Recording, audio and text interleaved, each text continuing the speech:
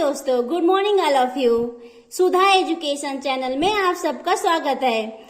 आज हम पढ़ेंगे बीए फर्स्ट ईयर का पेपर नंबर 4 जो 3 जुलाई से स्टार्ट हो रहा है। सीसीएस यूनिवर्सिटी का जो पेपर एग्जाम है बीएड का वो 3 जुलाई से स्टार्ट है।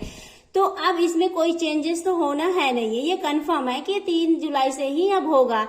तो अब हम देखते हैं पेपर नंबर 4 का अधिगम के उपागम का अर्थ। तो अधिगम के उपागम का अर्थ है आधुनिक युग में लर्निंग अप्रोच, मतलब लर्निंग का मतलब होता है अधिगम, अप्रोच का मतलब होता है उपागम। जो लर्निंग अप्रोच की परिस्थितियों को अधिक प्रभावशाली बनाने के लिए जो यांत्रिक एवं यांत्रिक साधन का प्रयोग अत्यधिक आवश्यक है।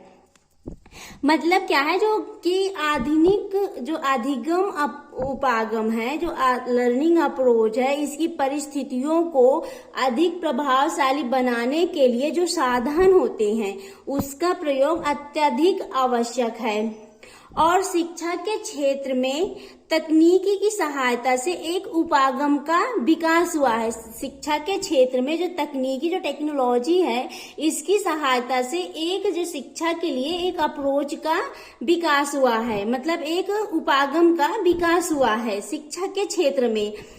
तो क्या हुआ, जिस अप्रोच का मतलब विकास हुआ है उसे क्या कहते हैं, हार्डवेयर उपागम। तो जिसे हार्डवेयर उपागम कहते हैं। इस उपागम के अंतर्गत मतलब जो हार्डवेयर अप्रोच है इसके अंतर्गत शिक्षण में मतलब जो टीचिंग करने में विभिन्न प्रकार के द्रव्य श्रव्य सामग्री का प्रयोग किया जाता है।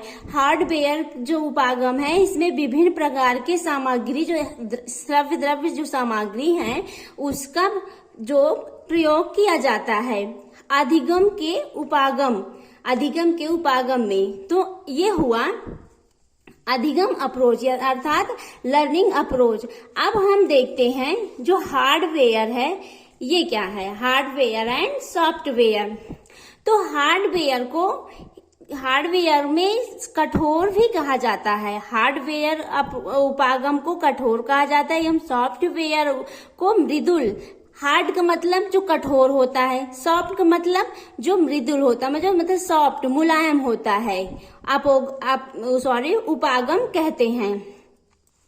तो जो शिक्षण में प्रयुक्त होने वाली शिक्षण में जब टीचिंग करते समय प्रयोग में होने वाली जो प्रयोग में लाते हैं श्रव्य द्रव्य सामग्री को हार्डवेयर तथा सॉफ्टवेयर कहा जाता है। शिक्षण में जो प्रयोग किए जाते हैं, जो द्रव्य श्रव्य सामग्री का प्रयोग किए जाते हैं उसे ही क्या कहते हैं, हार्डवेयर अथवा सॉफ्टवेयर। और यह साधन छात्रों की इंद्रियों को किसी न किसी रूप में प्रभावित करती है। जो द्रव्य श्रव्य जो सामग्री है ये छात्रों की जो इंद्रियों को किसी न किसी रूप से प्रभावित करती है। छात्रों की जो इंद्रियां हैं इसको किसी न किसी रूप में प्रभावित करती है। अब क्या है, द्रव्य श्रव्य सामग्री है क्या ये देखते हैं। तो द्रव्य श्रव्य सामग्री इसका प्रयोग जो अब इसका अभिप्राय है वे शिक्षण साधन मतलब टीचिंग के जो सामग्री है, टीचिंग का साधन जिनका प्रयोग छात्रों के द्रव्य और दृश्य की ज्ञानेंद्रियों को सक्रिय कर दे और जिनके पाठ सरल हो जाते हैं। मतलब क्या है कि जब हम बच्चों को किसी भी प्रकार के जो साधन लाते हैं, इस साधन में जैसे सरल चीजों से हम बच्चों को समझाते हैं, जो सरल चीज होते हैं उसे क्या कहते हैं, द्रव्य श्रव्य सामग्री। इससे क्या है, बच्चों को जो पाठ होता है, जो पाठ वस्तु होता है, जो सब चैप्टर होता है, जो टॉपिक होता है वो सरलता से बच्चों को समझ में आ जाता है।